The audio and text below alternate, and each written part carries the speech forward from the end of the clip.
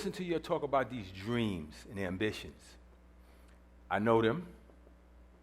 I'm from it. And in some ways, I'm still part of it.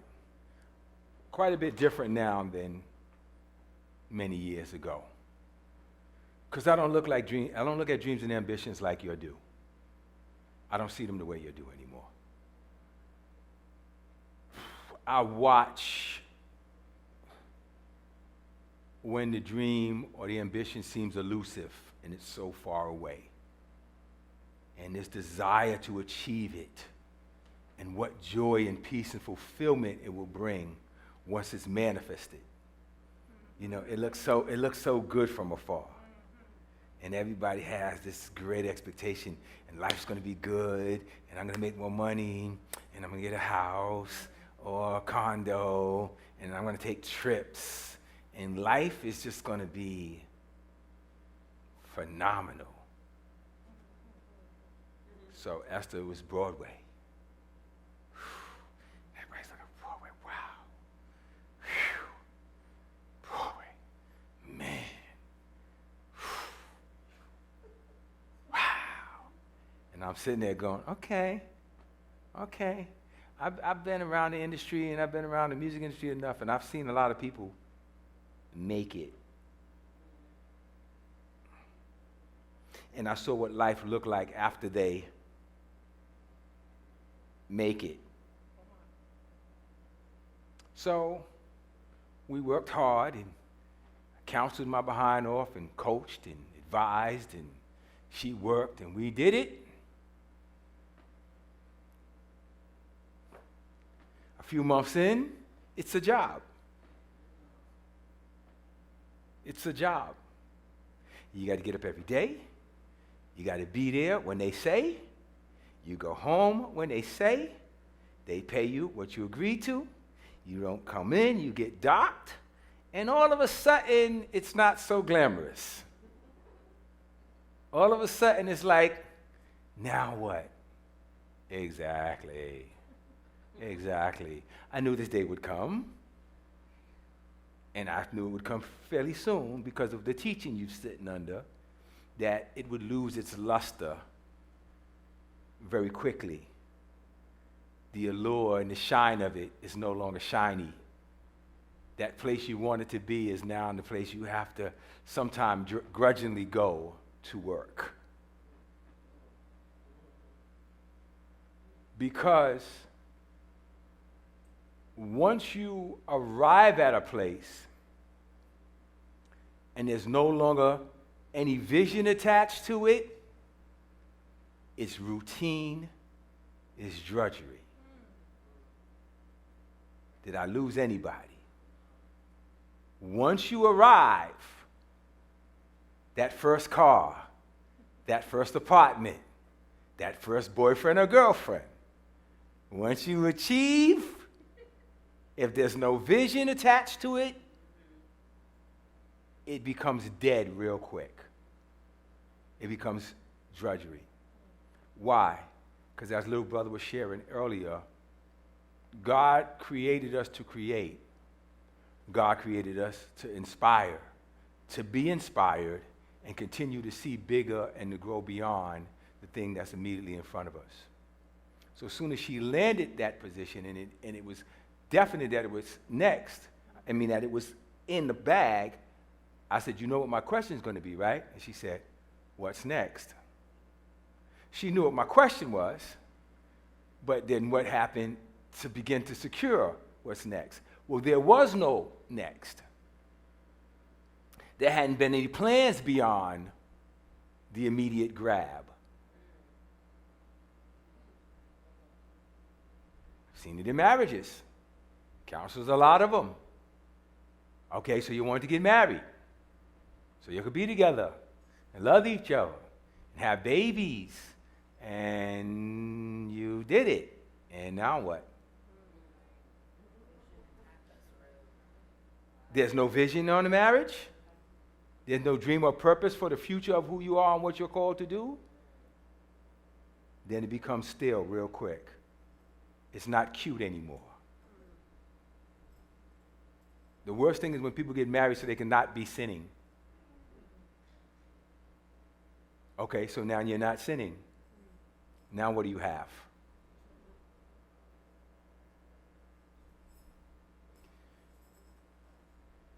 God created us to grow. This is a weird way to say it, but humor me. With him.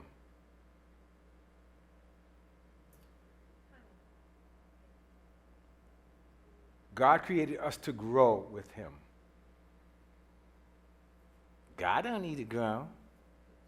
You don't? Okay. And why does he keep creating things?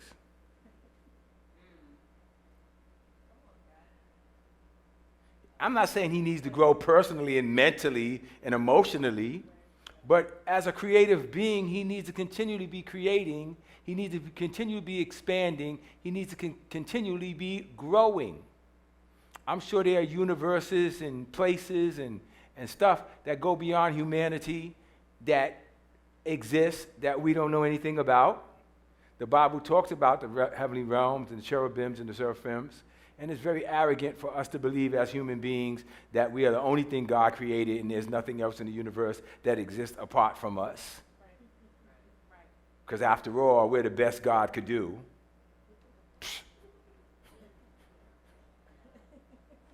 Okay? So, God is continually expanding. Everything he creates is created to continue to reproduce life and continue to create seed after its own kind. If that be the case, then God is always creating and reproducing seed after his own kind. I don't think man is the ultimate creation in terms of, he said, that's it, I'm not creating anything else after you. In the same token, I don't think he created you to find a place and settle and do nothing else with your life.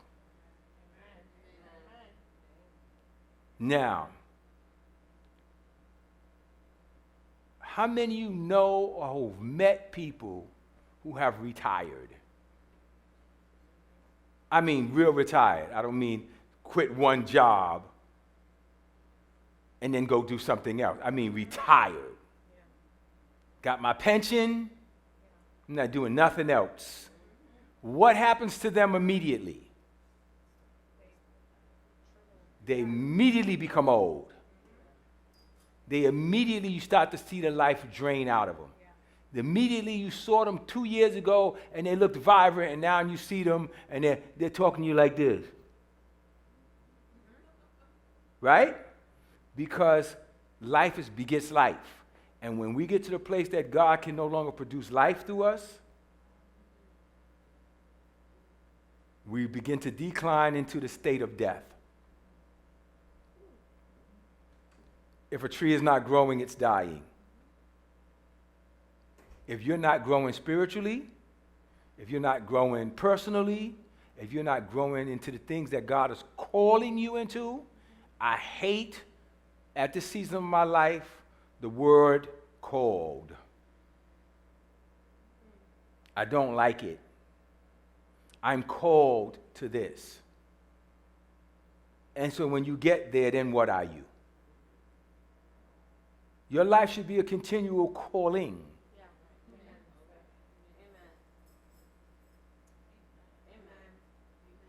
Amen. Amen? Yes. It should be a continual calling.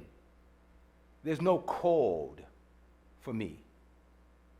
There's no place that I get to and then God couldn't figure out anything else for me.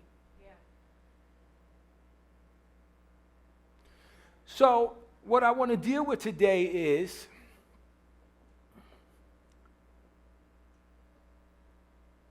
the levels of comfort, those that God calls us to, and those that are self-imposed or demonically tricked, we're tricked into demonically. There's a place of peace that God commands us to be in stillness and comfort. Yes? We know that. Don't be anxious for anything. Don't worry about anything. Cast your cares on him. He cares for you. How many of us bear witness with that? So that scripture is telling us that God is telling us, I don't want you to be anxious. I don't want you to be worrying. Don't take no thought for tomorrow. I don't want you doing any of that because I take care of you. But wait. But wait. But wait. That's because the proverb says, a little sleep, a little folding of the hands of slumber, and poverty shall come on you like an armed man. There's another scripture that said, the hand of the diligent tend to plenty. So then there's clearly a balance between what God calls diligence and what God calls laziness, and then what God calls being still and not doing anything. Ooh, I got your attention. So how do we differentiate what's being still and trusting the Lord and what's being lazy and folding of the hands and slumbering, whereas poverty is coming in on you? Well, I can tell you one good way to figure it out. If poverty's on you, you know you're doing the wrong one. Then you're not resting in the Lord, you're slumbering. So what are we talking about? How many of you want to hear where this is going? So what are we talking about then? Be still and know that I am God. Yet be diligent. What am I being still in and what am I being diligent in? Where should my drive and motivation be then if I'm asked to be diligent, yet cast all my cares on him because he cares for me? Have anybody ever asked these questions? These are good questions. This is why me and God is chill. Me and you had this conversation, Nelly. I don't just say, yeah, well, the Lord is in the Lord. Yeah, blah, with that bullcrap. I ask God questions like, okay, ain't that? Help a brother out, because that don't make sense. Don't tell me this guy is, a man after your own heart, and he done screwed up royally David as much as I can see. Don't tell me Abraham is the father of faith, and I've seen him do so many things that don't look nothing like faith. Something's wrong here, and it's got to be my interpretation of truth. So what is diligence? That's a question. Open the floor to answers. What is diligence?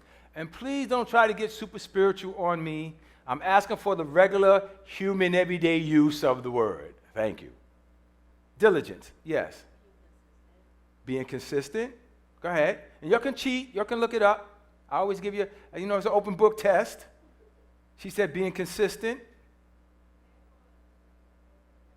Say it again.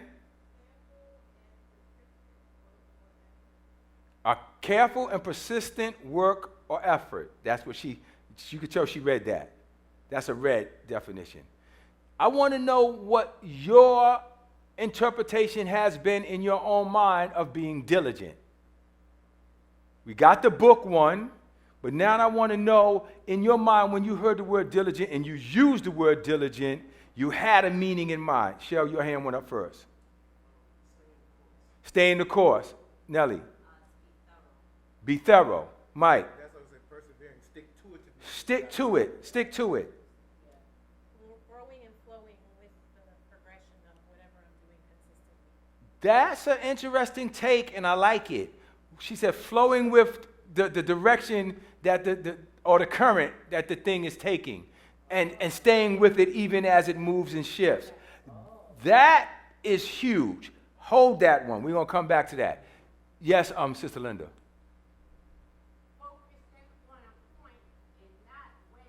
Focusing on a point and not wavering.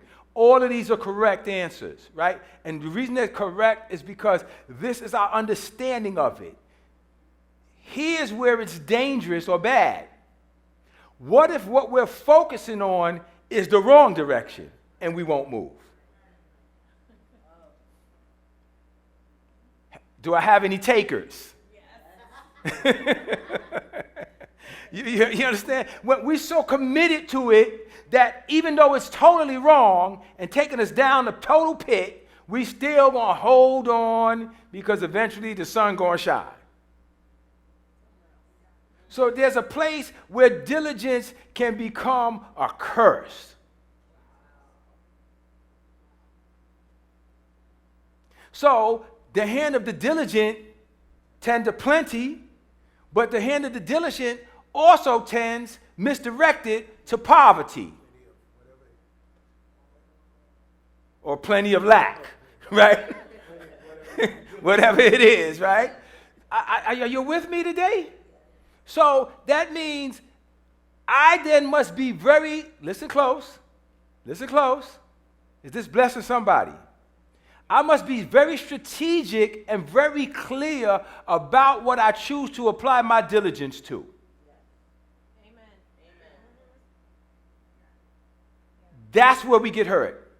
We go with what feels good emotionally, and then we become diligently attached to this thing wherever it takes us. The sad thing is, if you're attached to the wrong thing diligently, it leads to poverty. So now, the folding of the hands, the slumbering. What is that? What is that? He said slothful, I heard you. What is that? Complacency. Folding of the hands, slumbering. Poverty should come in like an armed man. What does that mean to us? Another question. Somebody said to be lazy. Okay, I'll take that. Giving up. I'll take that. Nobody's wrong. I just want to make us look deeper. Go ahead. Getting sleepy. I don't know. Everybody gets sleepy, so I don't know what to do with that. Yes. Getting exhausted with it, being diligent, and especially if you're being diligent about the wrong thing, it can be exhausting, can't it? Did you? Yes, Aline. Being comfortable, yes. So let me take all of what you just said and let's throw something on top of that. What about losing focus? What about being deceived off of the direction God gave you and led off into other things, and you got lazy into pursuing the original vision and you got knocked off track? More of us can relate to that than being lazy. Right? More of us can see, yeah, that's where I got tripped up. Because I came in with a clear vision, and I was focused, and I was diligent, and then I let things distract me, and all of a sudden, I began to slumber. I began to kind of let it just go at its own pace. I stopped guiding it. I stopped caring for it and watching it. I stopped feeding it and watering it. I just affected that life and nature itself would do it, and all of a sudden, it began to die or take on a life that it was never intended to take on.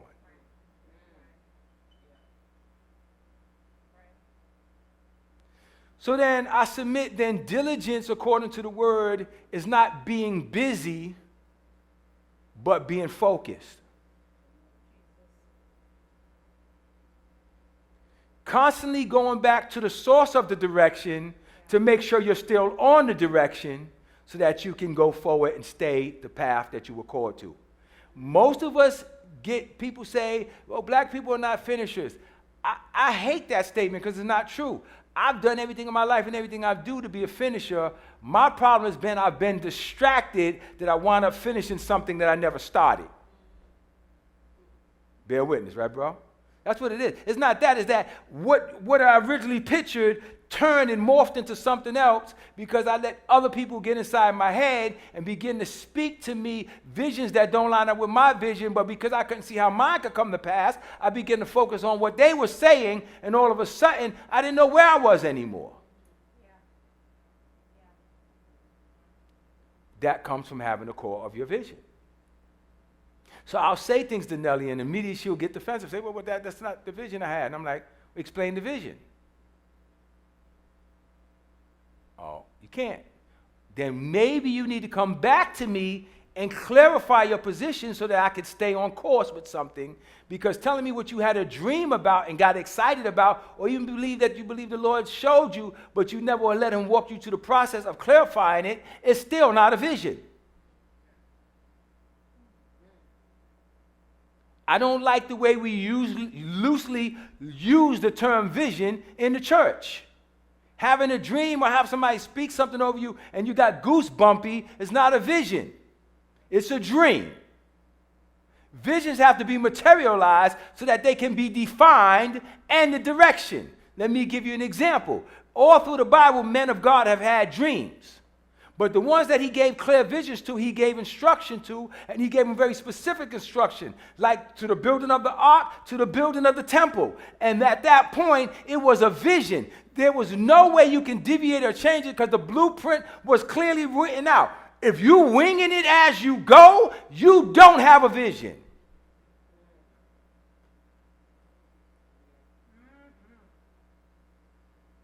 This is probably more of a seminar than a message today, huh? If you're winging it as you go, you don't have a vision.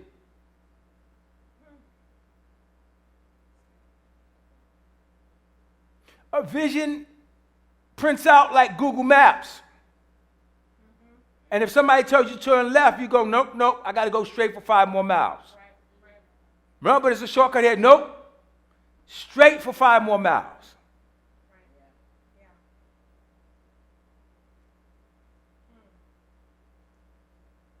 Have we been guilty of that?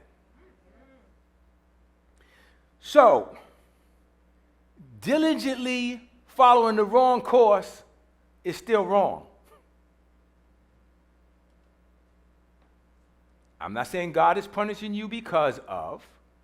I'm just trying to point out that before we go back to our verses, we're supposed to be talking about standing. Taking a stand.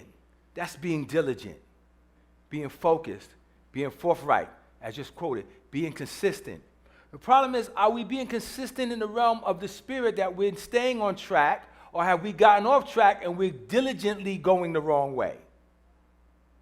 Determined and consistent about doing the thing that God has not called us to do.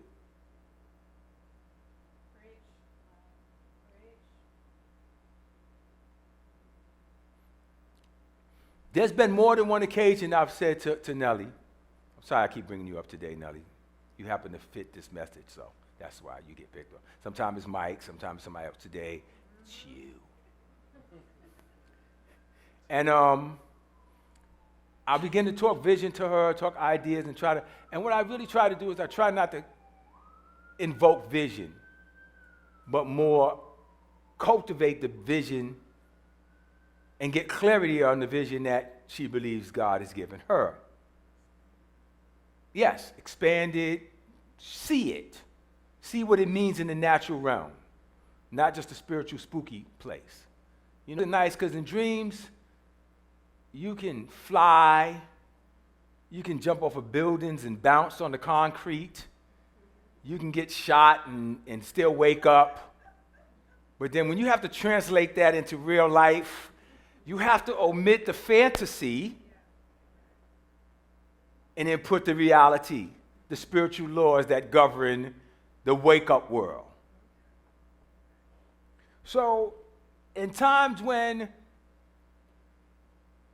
I begin to introduce things that challenge what she thinks she believes, and I can see she gets tight, I say, you know you're free to leave. You're free to take go, take it, go do it. I've taught you enough to survive, go. And she always stops and says, that's not a question. God told me you're my partner. Pay attention to that. Because I ain't never asked to be in the hair business or salon business ever. I never had a dream. Nobody ever walked up to me and prophesied, I see you. Ooh, with a salon, I see it. No, it's never happened. But what I do know is God has said to me that I'm going to reap from grounds that I did not sow. That was prophesied over me many times, and I saw it in his word. And he said to me, I'm going to open the door for you in areas of business that you've never even thought about going into. And that's been happening for me again and again and again. So here's my point on what the vision is yet. She knows what she's heard here, and she can anchor herself in that and say, I won't move. Yeah. I heard and knew, and it's been prophesied, she said, over her that she would meet a partner. It would be a male, and he would come in and he would guide the business. Now, with that, you can anchor yourself when people are saying get off 2 exits early or go this. Are you getting it now? If you got enough, I'm not saying you have to have every detail of the vision, but you need to have enough clarity on what God has called you to know when you're being led to be diligent in a road that's not what God called you to be diligent in. The problem with the body of Christ is we want to be spooky. We want to hear things. We want people to speak things over us. We don't want to have to go before God and challenge like the Bereans and say, these things that are being said, is this really God or not? And study to see. We would rather be titillated by people speaking words over us or having little dreams and stuff and then coming out and giving subpar answers of what you think it is without ever figuring out from God how you apply it to real life. Let me give it to you in Scripture. He said there's a man who goes to build his house, but he doesn't first go in the field and consider the course. And at the end, he will be made a fool. Why? Because he won't be able to finish it. Yeah, right. Dreaming of a house in a vision is one thing. Owning one now and having to take care of it is another. And the house people said, amen. It's a different thing. It's a different thing. The plumbing doesn't magically fix itself. It does get older, and the paint and all the pretty colors that were there when you moved in starts to fade. And all the things that you have to do to upkeep that thing that God gave to you becomes an issue. Here's my point. I didn't mean to talk this long, but am I okay? Ready? It is easier to obtain than it is to maintain. Who needs me to explain that? You got a car? Wasn't it easier to buy it than it was to keep it running? You went and gave the man your money, he gave you the car, you was done.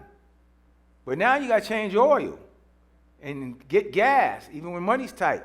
And the fan went, and the transmission is skipping. And all these little things that you have to do to keep it running, you didn't know that or didn't understand that, especially if it was your first car.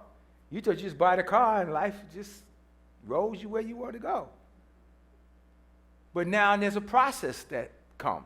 And that means, listen to me, if you believe you have a dream or a vision from God, are you listening to me? Are you listening to me? Are you listening to me? There's a manual that comes with it.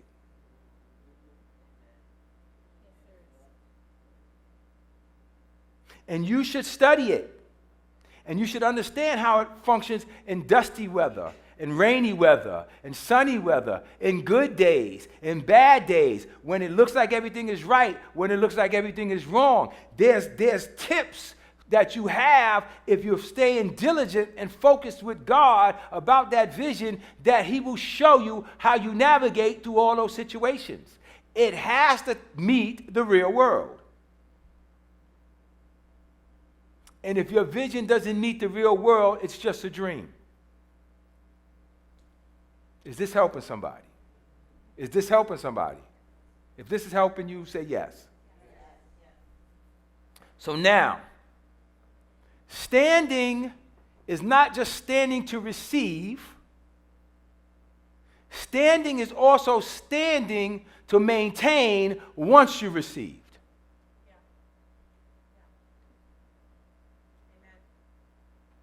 Did I lose anybody? David was called to be David. What was he called to be? King. What was he when he was called? Sheep herder.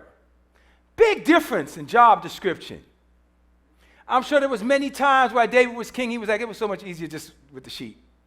They didn't give me no back talk. There was no wars and riots and this one rising against me, trying to kill me. And right, it just bring me back to good old days when it was just sheep and a bear and a lion every now and then. With that calling is a responsibility. Sound like I'm doing the Spider-Man thing. So here's the point. You listening? You listening? How many of you feel like God has put a great calling or a great vision on your life?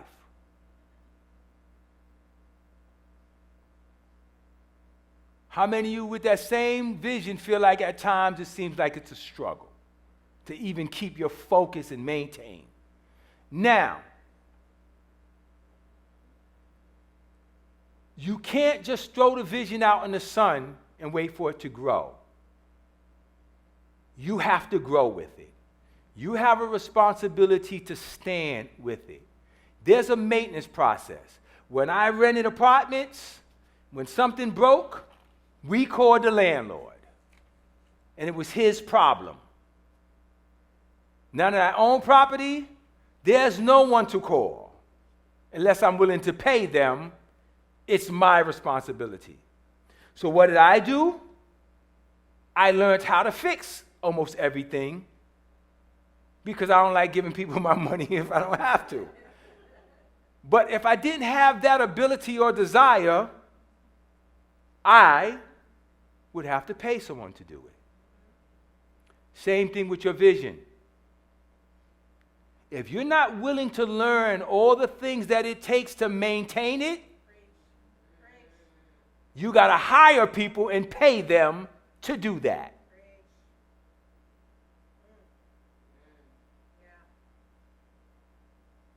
Am I losing anybody?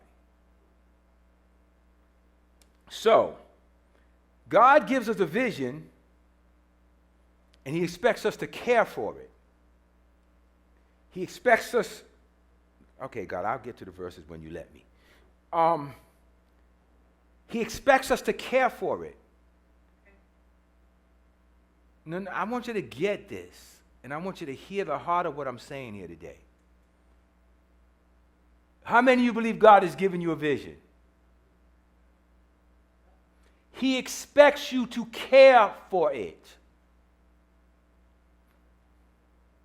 He talks about the man that finds the seed of great price, and he sells everything he has to procure that seed. You believe God has called you to do a vision or to a vision. What are you willing to sacrifice to see that come to pass? What of your comfort in your life are you willing to give up to take care of that thing? Because church folk get on my nerves because they think it's magic, like God is the Lucky Charms elf, and they're supposed to just make it happen, and it doesn't work that way. He gives it to you as a partner with Him and a co-laborer, and then He expects you to seek Him for His guidance, but you are responsible to manage that thing. It's yours. And if you're treating it like it's just some dream that God will make happen one day, you're being disrespectful to the vision.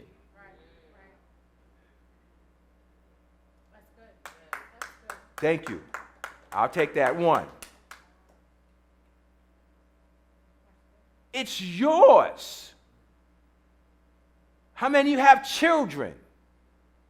They're your responsibility when they're babies. You have to feed them. You have to nurture them. If you don't, it's called neglect. You don't have to be a parent. You could be a teacher. You could be any kind of thing. If you got children in your care, you are responsible for them. Why won't you treat your vision with that same respect and care?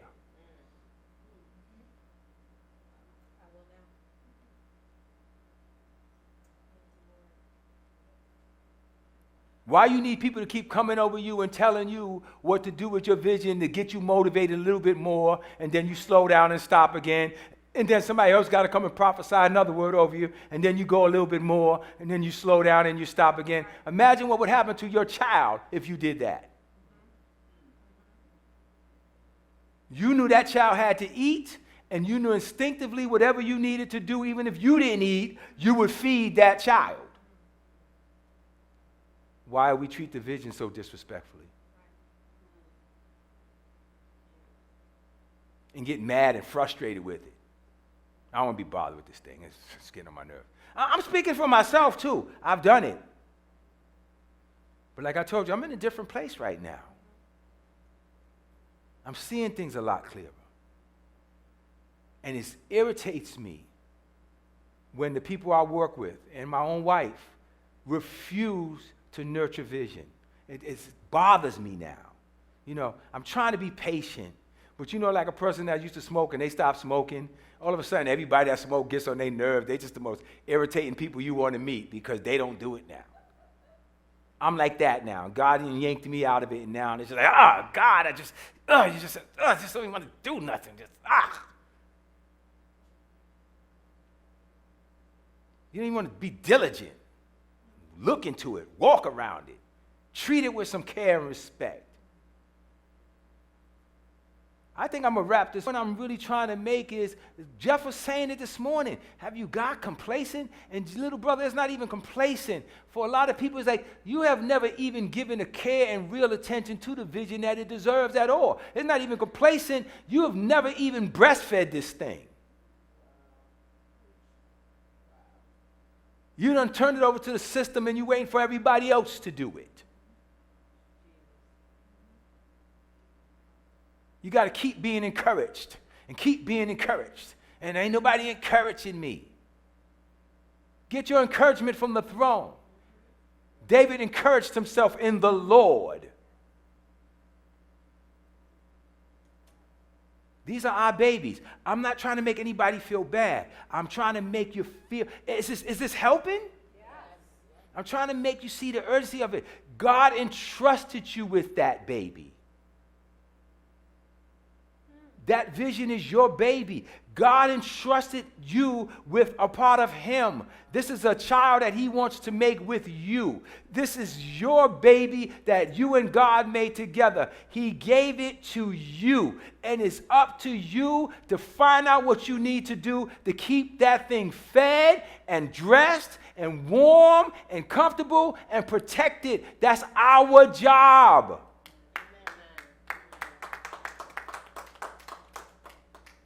If this message is for you, let me see your hand. Amen.